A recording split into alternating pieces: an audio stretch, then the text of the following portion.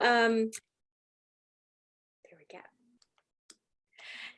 So hello, everybody, and thanks for joining. I know that some of you are still filing in, and so I just want to take a minute and welcome you to the first UXPA webinar for the year for 2022. I have to remember to say that now.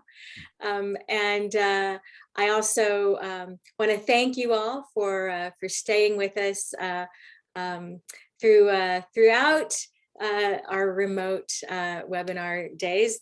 At least that's one good thing about COVID, is that we've gotten somewhat better at doing these remote and videotaped webinars. We are videotaping, I should remind myself. And so for those of our members who are in other time zones around the world, we will have this posted within generally a week, a few days to a week. Jennifer's really good at getting these up pretty quickly. So you should have access to that, to the video and the transcript very soon. So without further ado, I just want to introduce and thank our presenter for tonight's webinar, Adam Connor. Adam's work is, I've been using his book, Discussing Design, in courses that I teach at Laurier for many, many years.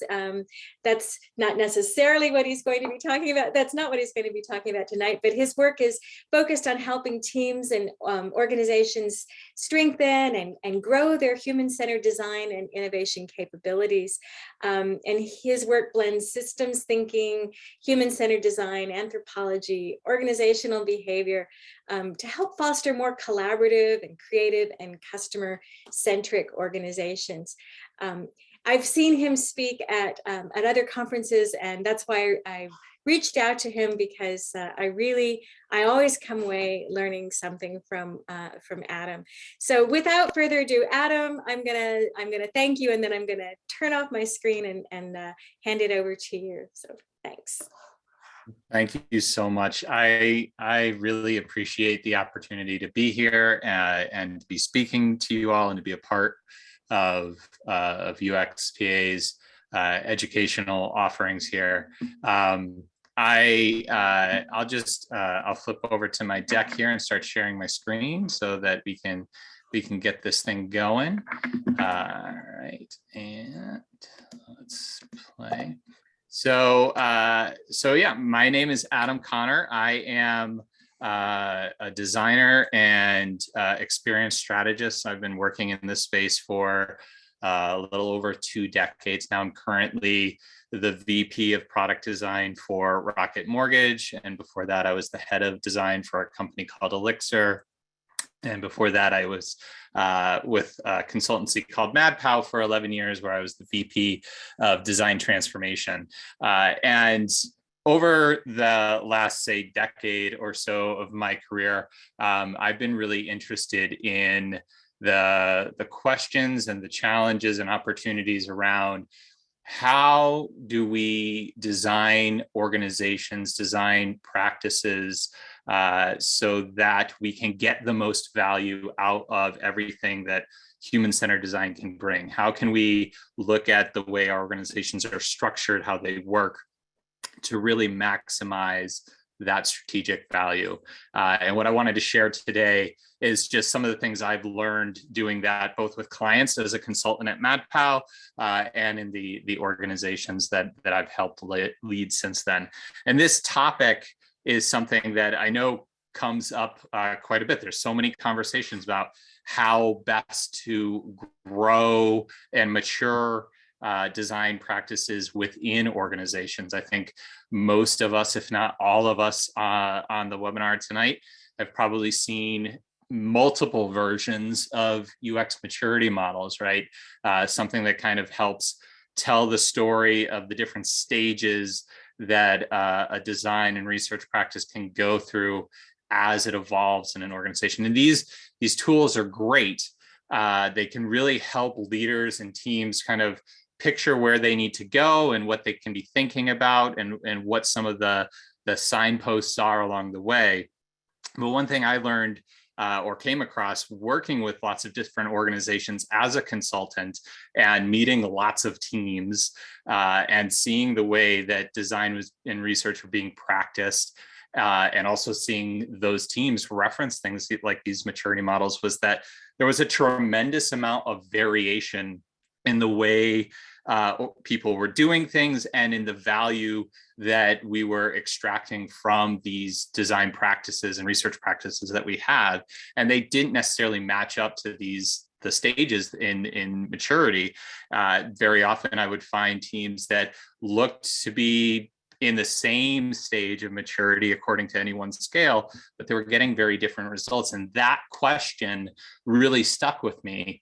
I really wanted to learn more about what created those variations and what was there to learn from that in terms of how we could better evolve and use that understanding to build our practices. So that's been really the kind of the guiding question that's informed the better part of the last 10 years of my career. And it's taken me to a lot of interesting thoughts and places and learnings. And today I wanted to really dig into some of those with you, really starting from the point of kind of what are we working with when we're talking about growing maturity, about growing the practices that we have. And most of these maturity models that we have often talk about a few different levers, and a common set that you might come across are things like leadership and strategy and process and culture. And working with different teams and talking to them about their approaches and how they've done things over time. Most of the efforts that I would see, most of the approaches that people kind of shared with me often focused on changing a strategy or of developing a strategy, how leadership was structured or how leadership was done, servant leadership, modifying processes, scaling processes. And there was lots of talk about culture, but more often than not, when culture came up in these conversations, it was as a way to kind of describe why the changes in strategy or the changes in leadership or the process changes weren't really working. And so that became kind of the one facet that I became fixated on above all others, was this aspect of culture and how culture plays a role in our ability to grow and scale these things. And there's a really great article in Epic from 2017 about organizational culture, and how very often we can kind of attribute these kinds of failures in transformation and change to organizational culture and say, oh, well, we did all these things, but the culture was really working against us. And so that's why they didn't work, and really leave our assessments at that level very often. And this article does a really great job of kind of digging in and saying, like, how can we go beyond just talking about culture and really get into what does that even mean? What parts of the culture and what parts of that culture can be changed? So I've dug into this quite a bit with the teams I've worked with, and it's actually become kind of the cornerstone of many of the approaches and models and things that I've worked with lots of other talented folks to develop and bring to teams. This idea of culture as a lens for developing our strategies around how we evolve our practices. And to really help understand that, it's useful to have really a model of culture and think about what we mean when we talk about culture, because we use culture to mean a lot of different things in our society. We talk about arts and culture, very often reflective of the things that we make that are representative of things, of key things for us. But when we're talking about culture in this context, what I'm really talking about is the shared beliefs of any collection of people, right? And that those beliefs really drive then a set of shared behaviors and the things that we do to enable those behaviors. So this model that I often use really kind of frames things in terms of what's more observable when looking at a group of people, like an organization, like a team, to what's less observable. So starting with more observable, we have things like the artifacts and the structures that we create, right? The actual tools that we create, the documents, the deliverables, the different frameworks we might use in, say, a lucid chart or a mural chart or something like that, right? These kinds of artifacts and structures, they're very visible to us. They're something that we can explicitly look at and observe people interacting with, right? And then as we kind of move towards this less observable side of the line, the next thing we see is behaviors, right? These are the things people do in situations, the way they respond to different triggers, different events, different situations. Now, behaviors can really be broken down into our general behaviors, but then there's this part that kind of gets elevated around rituals. And these are the behaviors that we really formalize and structure in our cultures, right? We create things to make these rituals easier to do, be able to do them more frequently, right? So there's this bit of additional visibility to this set of behaviors. So that's the purpose for the division there. And then again, moving to the right, we have beliefs. So this is the stuff that internally we think and we understand to be true. It's how we interpret things, right? And again, beliefs kind of has this two-tiered aspect to it. We have this set of beliefs that we kind of prop up above others and prioritize, and those make up our values.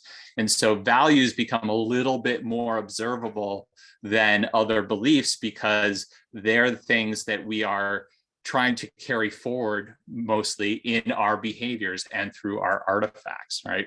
So understanding this model of culture, and this is a extraordinarily oversimplified model of culture.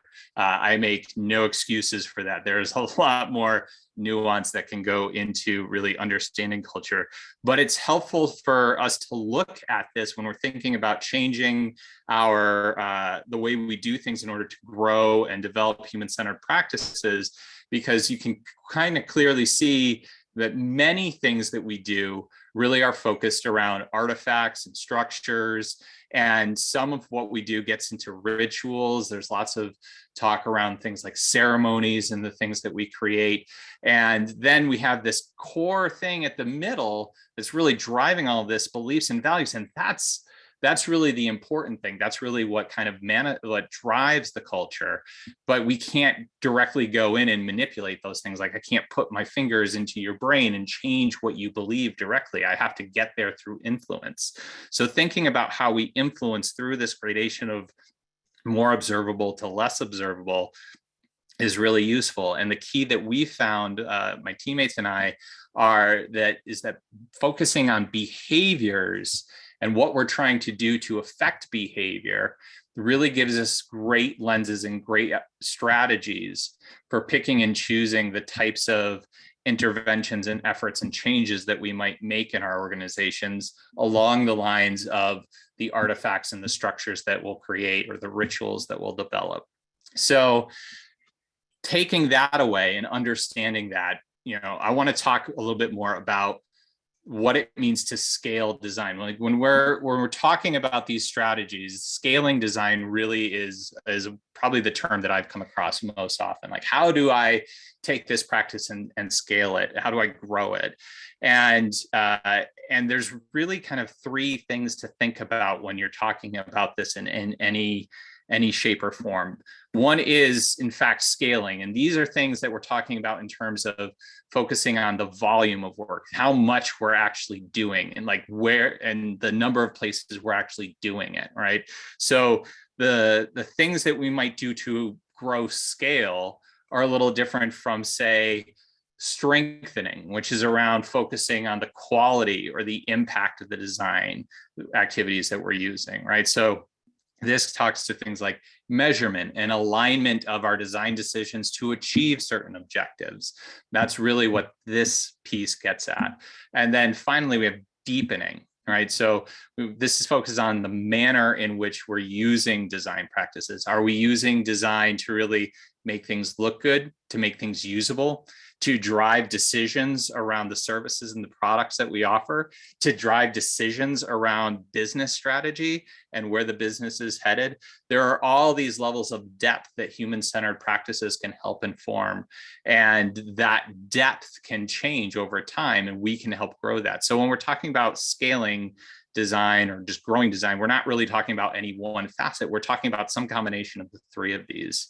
So we can use that model that I shared, and I'll get into that focus on behavior in just a minute.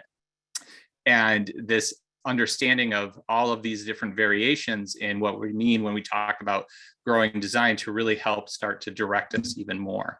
So we've developed a model to kind of help break down these facets even further. And that model really breaks down into thinking about how do we as a team really put design practices into our work, right? When I first set out to really talk with organizations about how they were using design and how we might grow it, I expected a lot of stuff to be around, things around IA and interaction design and research practices and things of that nature. And that's all very important, but there's a bigger picture that became very apparent in terms of kind of understanding the health and where an organization kind of currently is in their design practices. And so that model really kind of broke down into understanding where they are in vision and direction. So how well has a shared, cleared vision for the product or service or whatever they're creating, how well has that been established? How well has that been communicated? How well do people understand it, right? That shared understanding is really key in the vision and direction. Learning and measurement. How able is the organization to, on an ongoing basis, learn about its users, its customers, its audiences, and bring that information into the company, into the organization, and use it to modify, to inform, to direct the decisions they're making, right? Is that happening on an ongoing basis? Is it happening on an ad hoc basis? Is it happening at all? Empowerment. How well are the teams and individuals able to autonomously make and execute decisions in alignment with that vision and strategy? Right. So how much are teams able to look at where things are going, identify opportunities to help get there, and then execute on them? Are they waiting to be told what to do? Are they waiting to be given a certain set of tasks? Or are they given an objective, a framing, and allowed to kind of find the opportunity to achieve it? Collaboration. How well do the individuals on teams collaborate on efforts across roles, across departments, across products, bringing in people with different perspectives, with different areas of subject matter expertise to really build solutions and understand problems on a more complete, holistic kind of viewpoint, right? And then execution. How capable is the organization of implementing and supporting the solutions that they actually envision? I found it funny when working with a lot of my peers to create this model that this came up, because it seems like an obvious one. It seems like, well, of course we're building things, but I worked with so many organizations that spent time envisioning things that they could never build, that they would never be able to get to because they either didn't have the skills, or they didn't have the resources, or some other connection just wasn't there. Experience orchestration. So how well does the organization envision, coordinate, measure the experiences across touch points, across channels, across products, across services? Is there that bigger picture view of this is what our experiences look like? Is that shared amongst not just design, but our partners? Right. And then finally, the obvious one is design practice, right? How well does the organization leverage the things we traditionally think of in design, IA, interaction, research, content, UI, all of those pieces. So this grouping, these facets really help us break down, like when we're thinking about behaviors, we're thinking about the behaviors that really drive these qualities. These all kind of became qualities for us when we were talking to our teams. And when I've worked, with my teams now, my teams at Elixir and the organizations that I've helped when I was at MadPow, That's how we examine these. These are qualities or characteristics of the environment that we're looking at.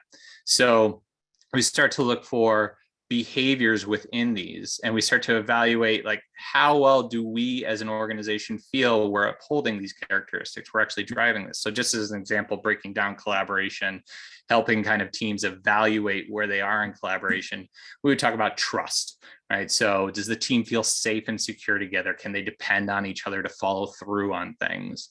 We would talk about team focus. Do team members put their interests aside and really do things that are good for the whole team, for the whole objective? And openness. Do people seek out partners? Do people look for people with other perspectives and then bring those people into the conversations that they're having or the work that they're doing? Right? We would have teams kind of rate themselves on these things to understand kind of where they were on in terms of the qualities of collaboration or the qualities of experience orchestration or something of that nature from the previous model. And then using that, we would start to figure out, well, what behaviors are we seeing within this quality that uphold this quality? What behaviors might help us uphold this quality more? So just to give an example, if I wanted to pick on collaboration more, and it was working with some teams to identify behaviors that they would want to see, or in some cases when we're doing reflection on current state and why things are the way they are, we might do this. So breaking down a behavior really breaks down into when something happens, a trigger, I do something, take an action so that I achieve some sort of goal, right? If anybody here is familiar with like a jobs to be done framework, behaviors can be structured kind of similarly when you're writing them out this way. So working through behaviors to understand kind of where we're at, right? These are examples from a team I worked with a little while ago. We talked about collaboration and them wanting to develop that more. So we talked about, well, what behaviors would you want to see? What behaviors would you see in a collaborative environment? What would people do? What kinds of things and events would happen where you would expect to see collaboration take place? So someone wrote one: when presented with a new opportunity to solve for, I gather a cross-functional team and collect their understanding of the opportunity so that we develop a shared understanding of what the opportunity is, right? And there might be lots more. So just as other examples, when coming up with ideas to solve a problem, I gather a cross-functional team and collect their ideas for a solution so that we have a variety of ideas to analyze or pull from. Or when analyzing a potential solution, I gather a cross-functional team and collect their feedback so that I identify the strengths and weaknesses others may entice, that's a typo, others may notice through their subject matter expertise or experience. And then, when asked for feedback on a potential solution, I analyze the solution against its goals and share the strengths and questions I see based on my understanding of the opportunity and my subject matter expertise so that I identify the strengths and weaknesses. That's a typo as well. Apologies for that. That's on me. But you can start to see the structure here in terms of helping teams kind of identify what do we want to see as actual behaviors, things that people do, not that, oh, we set up this meeting to have this discussion, or we created this tool or things like that. We're working to understand the behaviors that really make up the ways we want to work and the ways that will drive the growth of our practices. So we start to pull these things together and understand where we might focus our efforts. How do we develop behaviors? How do we help people understand or build the skills that they need around analyzing a solution, around asking for feedback, around pulling people together to brainstorm, whatever the case might be. So we want to observe where these things are taking place. We want to observe like what's getting in the way of these behaviors today. What are the barriers? So there's three three places that we can really look for this stuff. There's a great thinker on in the space of organizational design, W. Richard Scott, and he describes three systems that we can see in an organization. And those are the rational or the formal system. This basically looks like your org chart or any standard process documentation you might have. This is the stuff that we've solidified and made concrete and published in our organization in some way. And so you can examine a team or an organization by way of their rational or their formal system and say, well, how are we talking about this getting done? How have we formally structured collaboration to take place? What things have we created? How have we manifested that in the meetings we've set up or the tools that we've established so far? All right. And then we can also look at the natural or the adaptive system, which is if you took that org chart and you were to say, all right, so this is how we said we want it to be done, good or bad, but how are people really doing it? Who are people really talking to? Like, who are the go-tos for this kind of thing? Who are the people, or what parts of the process do people avoid, right? What things do people skip over? What things aren't people not aware of, right? So that natural or adaptive system is really where you look at the parts and pieces, the people in the organization, and you see how are they working differently than what we've tried to actually structure in that formal or that rational system. And then finally, we have the open system, which is where if you were to zoom out from the group you're looking at and look at how are they influenced by other groups, by other teams, by other companies, right? So thinking about if you're focused just on working with the design team, you zoom out a little bit and think about, well, how are they working with product management? How are they working with technology? How are they working with, I don't know, business development or some other group, right? Or if you're thinking about your organization as a whole and you zoom out and you think about the other organizations or things that might be influencing them, like their competitors or regulatory bodies or things like that, that open system can really kind of help understand the larger environment that these activities that you're trying to observe are taking place and what might be influencing them in one direction or another. Right. So we've talked a little bit about culture and focusing on behavior. We've talked about some of the qualities and characteristics that we're looking at and looking for as we want to grow our practices and develop them deeper. We've talked a little bit about where we can observe the behaviors and the culture and where these qualities and characteristics are starting to manifest. And what do we do when we've started to put this stuff together, when we started to kind of build this picture of where we are, where we might want to go, right? We need to understand how do we actually then work to change the behaviors, to go from the behaviors we're seeing in collaboration or not seeing in collaboration to the ones we want to, or in experience orchestration or in any one of those other characteristics that I described. Right? And so that's where understanding some things around behavior change can really be useful.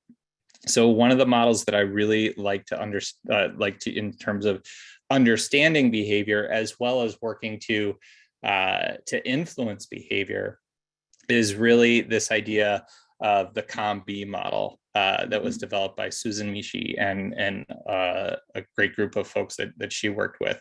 And what COM-B really tells us is that in order for a behavior to take place, someone has to have the capability to do it, right? So they have to actually be physically capable of doing the thing, if it is a physical behavior, and psychologically or cognitively able to do it. They have to actually understand how to do the thing that you want them to do. They also have to have the opportunity, and this is both physical and social. So physical opportunity being the environment that they're in needs to actually be conducive and not restrictive to them doing the thing. And then social environment would be, thinking about the other people in that space, in that environment.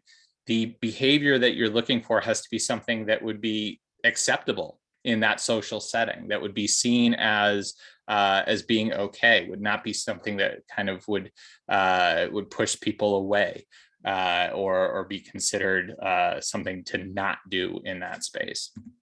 And then finally, motivation. And in motivation, we have both automatic and reflective. Automatic is like your impulse, like just what you do on instinct when something happens. So, running from a burning building, something that is almost like a reflex. Reflective is something that you pause and take time and kind of judge and decide, I'm going to do this because this matters more to me than that. I'm going to do this because this aligns more with my values, right? And so we want to try to make sure that we're doing things or looking for barriers to both automatic and reflective motivation as we're trying to figure out what our strategies might be. How are we going to help people collaborate more? How are we going to develop behaviors around that? How are we going to develop behaviors around vision and direction? How are we going to develop behaviors around learning and measurement? We want to think about, where do we see barriers in people's capabilities? There are things that they maybe just don't know how to do. Then can we work on that? Are there things in the environment they're working in that seem to restrict them from getting data? If we're talking about learning and measurement, getting insights, do they feel motivated? Is learning about users and evolving kind of our understanding, is that part of something that they value, right? Because only when we have all of these three things and we've removed enough barriers from them will we start to see the behaviors that we want. And it's really also important to understand that these three things, capability, motivation, and opportunity, are not independent of each other, right? So improving one can have an impact on another, right? As we stand up people's capability, it can actually influence people's motivation to do something more. Or as the environment around somebody changes, it can improve people's motivation to do something. As people's motivation grows to do something, they may seek out more skills to be able to do it even better, or they may seek out other environments where they might be able to do it more, right? So these things can have kind of intertwined effects on one another. So, okay, we have a model for understanding behavior. We have that helps us also maybe think about where we might look for barriers. Are we looking for barriers to capabilities, to opportunities, to motivations? So let's start to tie this back. So I want to bring us back to this idea of, hey, are we talking about changing the way we do leadership? Or are we talking about changes to our process, talking about changes to our strategy, talking about changes to our culture? And what I want to kind of hammer home here is that culture, in the way we're talking about it, this shared set of beliefs and the behaviors that it drives us to do is not, it's not a separate thing. It's really something that is driven by and also reinforces things like strategy, like process, like leadership. And in reality, those aren't really the levers that we have, leadership, strategy, and process. We have a lot more levers to use when we're trying to make change. We have the skills and knowledge that people have, right? We can take action to change those skills, to grow those skills, to give people additional knowledge. We have the tools and materials that we provide people with. We have the communication and language that we use. We have the incentives and metrics that we're using to kind of reward and track things. We have the structures and the roles that we create and the responsibilities around them. We have the policies and the processes that we come up with to really direct how things should work.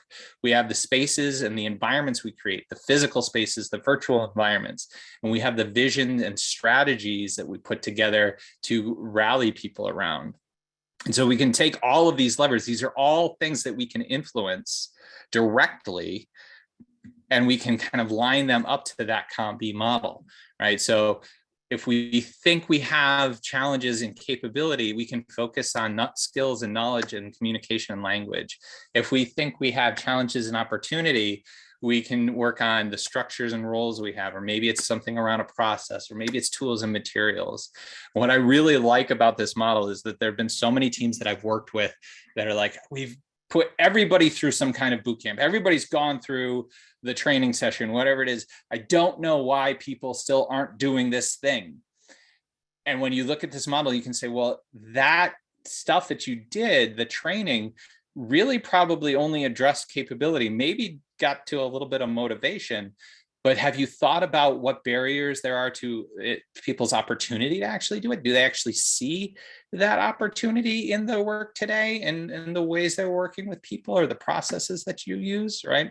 And so this helps us make sure that we're really looking across the kind of all of the things that might influence why a behavior does or doesn't take place. And I've put incentives and metrics with motivation because that's typically what we think about when we're talking about incentives and metrics, is how do we work with somebody's motivation.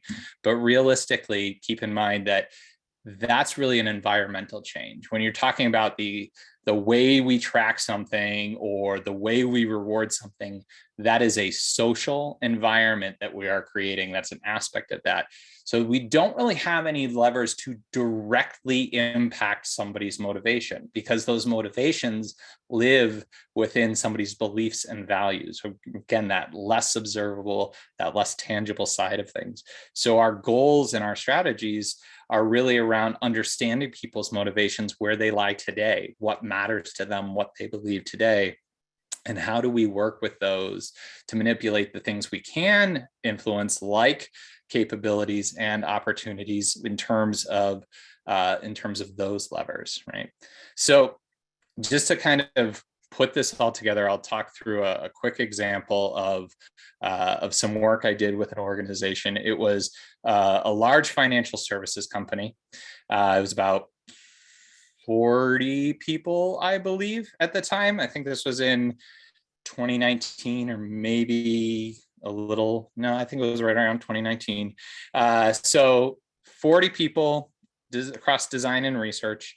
They were looking to scale to about 200 people in design and research in the span of about a year.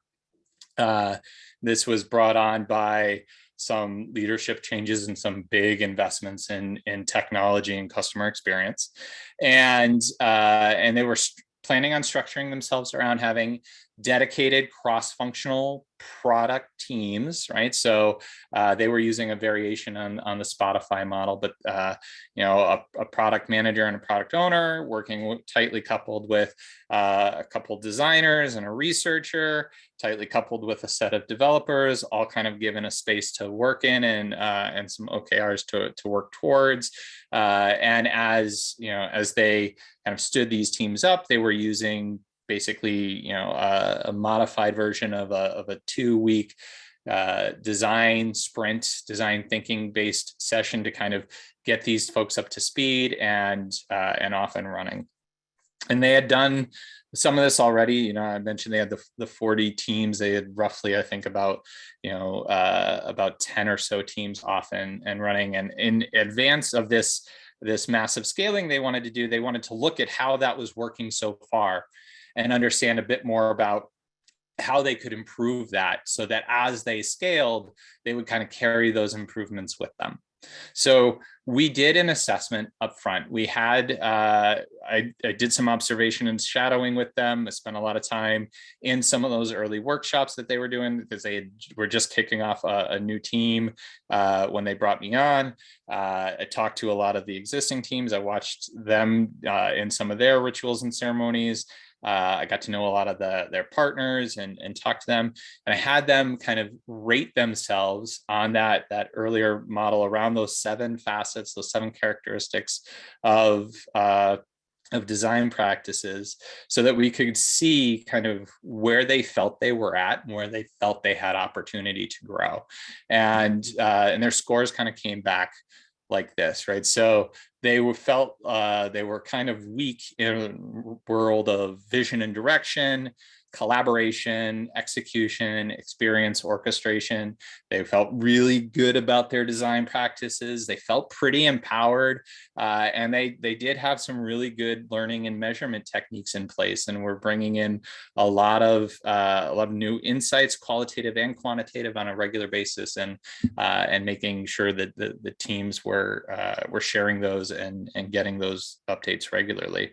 So based on this, we started to have conversations of, all right, so where do we want to focus? Where is the energy for change now as we talk about this scaling that we want to do?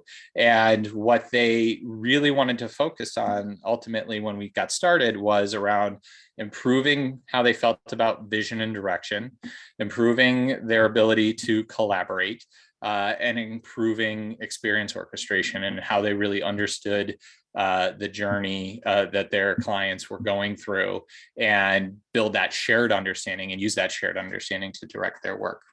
So we set about doing more observations to understand kind of how these things were or weren't happening now, and really identifying some of the behaviors that they wanted to see.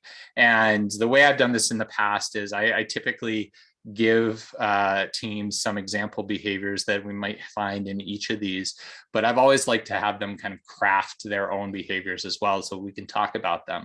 So I use that kind of Mad Lib style exercise to help them kind of through a workshop just define what they want. We look for similarities in the way people describe things, and start to build those behavior definitions together. But what they found was, as we were standing up, as we were digging into this, that for collaboration, ultimately what their ideal behaviors told them was that, they wanted to build practices that meant that they routinely were openly sharing what they had, what they knew, and exploring diverse feedback. That diversity was really important to them. They wanted to really not just share it within their teams, but break out of their teams, look at the other design teams, look at the other areas of the organization, bring those folks in to get feedback.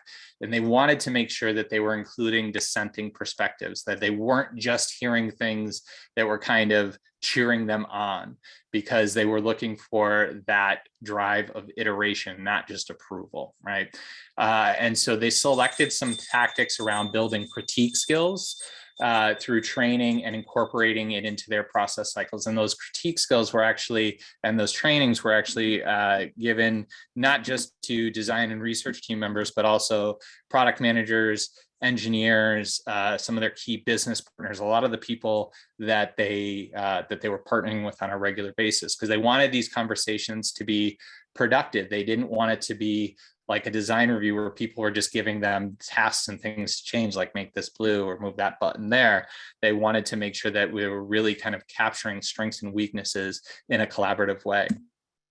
In vision and direction, what they wanted to really get to was that they could talk, they felt they could all talk about the ideal experience that they were aiming for, that they weren't just showing screens, but they could actually talk through the thoughts and emotions and actions that they wanted somebody to take. And they could all do that kind of in a consistent way, right? And that also was consistent with the experiences that they were trying to create in other parts of their capabilities of their journey, right? So really making sure that there was that narrative aspect in their vision and direction, because they were feeling that was particularly lacking. So one of the tactics that we ultimately landed on was around creating some product principles that really described the character of the organization and its solutions. It really talked about how the wording of things or the way information was presented was meant to make somebody feel, or what it was made to make somebody think at any one point in time. And then experience orchestration, they wanted to really focus on making sure that their teams were incorporating this shared understanding of pre and post whatever they're working on, right? So a team might be working on one particular part of the journey.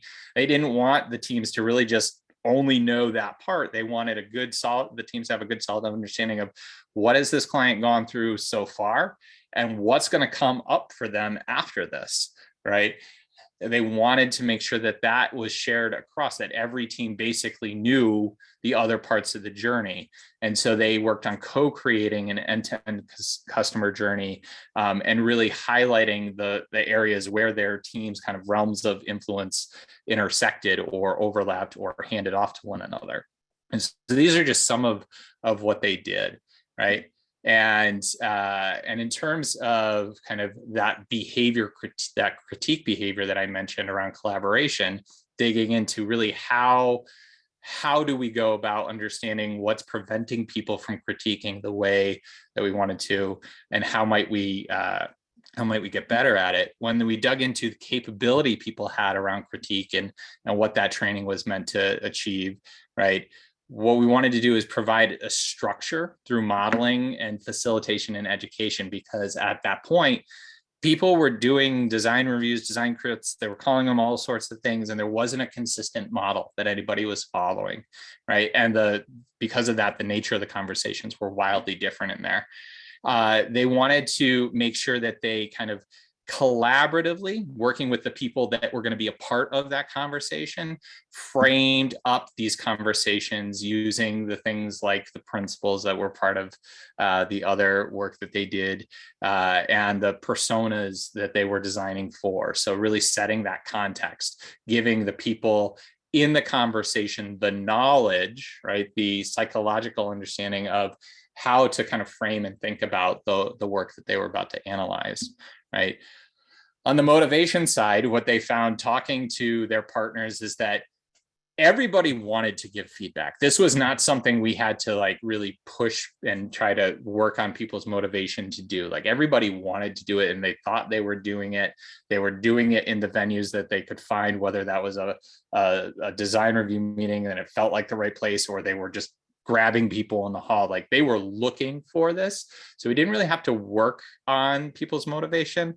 But what we were able to kind of see is that because that motivation was there, it was driving people to try to do this behavior in any way they could find, right? We could kind of rein that in a little bit and really kind of establish some principles around the shared objectives to really kind of make sure that people felt that they were getting that opportunity to have that conversation, which brings us to opportunity. So what the team wanted to do is a lot of them had design reviews, and a lot of those design reviews were kind of acting like gates in their process for things to move on, and that was fine. They needed to have that, but they wanted to make sure that they had time to just talk about strengths and weaknesses and make time for iteration, not make checklists of things they had to do in order to get something to pass it on to the next stage. So creating that additional touch point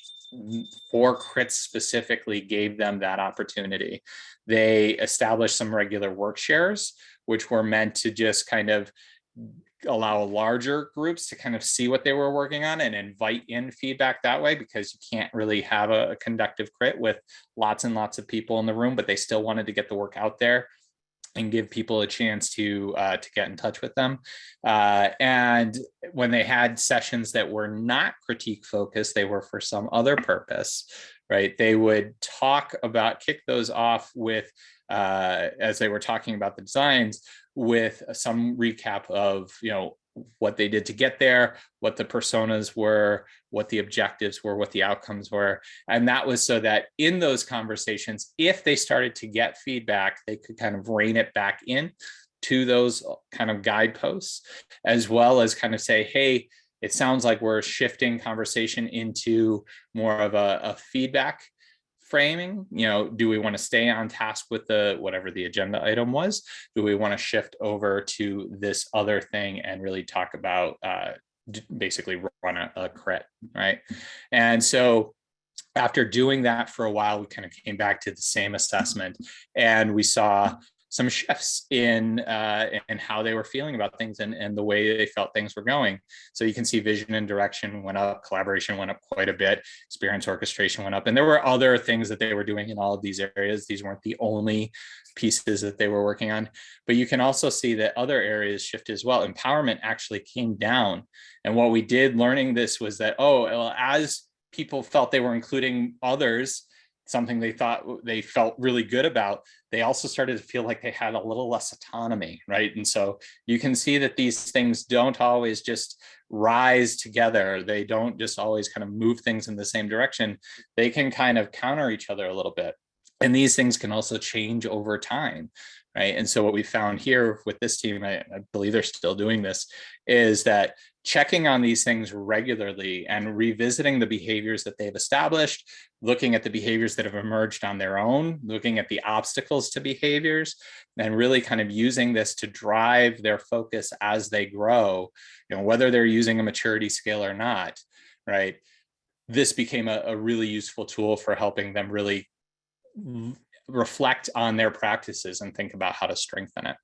So I've just thrown a lot of stuff at you. I've talked for a very long time, and I want to leave you there with that. I thank you very much for your patience, for your attention.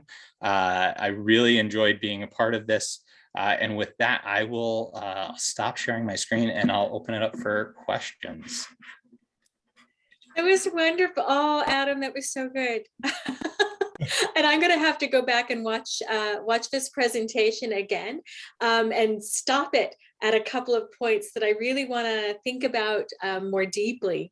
But first, I want to share a question that's come up in chat. This is from Anna. And Anna says, hi, Adam. Any thoughts on designers being embedded on one product, or I guess she means engineering team, versus more floating design? I've experienced both and have found pros and cons in each. Yep, and there are definitely pros and cons. So I would say, I will say that I personally have a preference of embedding folks, and that has more to do with kind of keeping an ongoing train of knowledge and understanding and how things are evolving. So you're not kind of revisiting old things as people kind of come in and out. At the same time, bringing in new people brings in fresh eyes, brings in fresh ideas, right? So I think there's really a balance to it. There's also the whole caveat of a lot of why an organization might choose to go floating or embedded has to do more with resourcing and how many things we have to keep track of and work on and how many people we actually have, right? So I think it's important to think, like, if you're going with a floating model, how do we try to get as close to embedded as we can in the ways of continuing that knowledge and understanding? So maybe it's more about kind of keeping everybody aware as to how things are evolving, even though different people might be swapping in and out, right? If you're on an embedded model, like, you really have to kind of keep in mind, like, how much are people kind of starting to get boxed in by this realm of knowledge, and how much is that shutting them off from other ideas, not because it's anything they're doing, but just because, like, the more you become familiar with something and that becomes your focus, the more you just don't have attention and bandwidth to be thinking about other things. So how do we kind of open up that space for them, right? So I will say I have a personal preference to gear towards embedded, with that caveat in mind, though.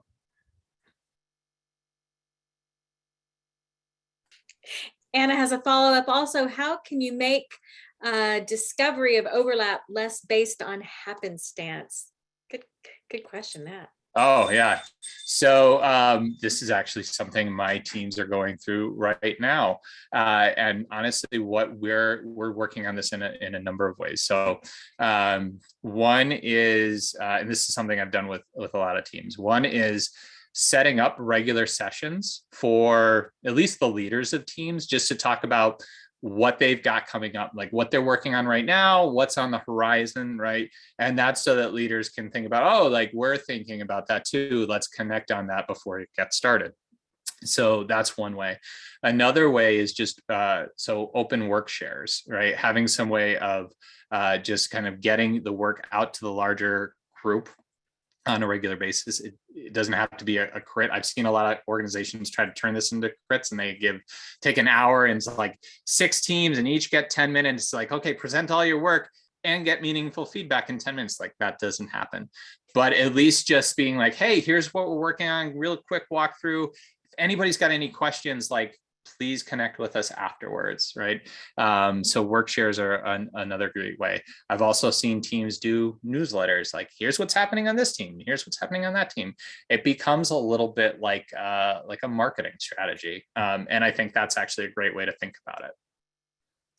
I've seen companies where people basically just walked around and looked at all the glass walls and the walls to see what was posted and what people were working on, as a way of kind of keeping up on what was happening in different units. I myself have often felt the challenge that you so beautifully depicted of really understanding organizational structures, and there's always the traditional org chart, which is what all the organizations I work for say, this is our structure, but we know that's not true. And you only have to do a social network analysis to understand that, they're a lot more fluid.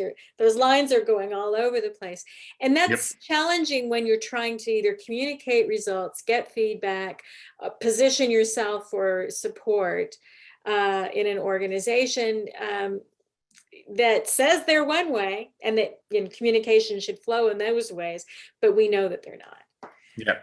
Yeah. I think one big opportunity when you're studying an organization is just to look at what the gap is between what they've documented they want and how the work actually gets done. Like, the further those things are apart from each other, the more work you've got to do. Are there other questions? Feel free to put them in the chat if anyone has any others.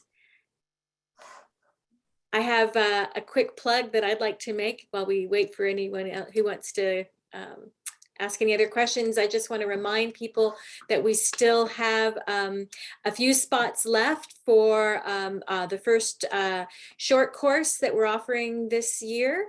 And that begins next Thursday, I think, January 27th. That's 4 hours offered as a lunch and learn, 1 hour a week for 4 weeks. And all the information is on the uxpa.org website. But get your registration in before it fills up. Any other comments or questions for Adam? No? All right. Well, I'd like to thank Adam very much for agreeing to kick us off this year with such an intriguing webinar. We will post it on the webinar library archive, and I'd love to also see if we can maybe get you back sometime, Adam, maybe for a short course. I'd love to dig into this process that you've described tonight in a little more detail, and actually have homework where I could take some of this back and try some things out with my organization, and then come back and tell you, what worked, what didn't work, how do I do it better?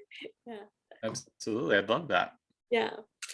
All right. Well, everyone who dialed in from all over the world tonight, we do thank you, especially if this meant staying up super late or getting up super early.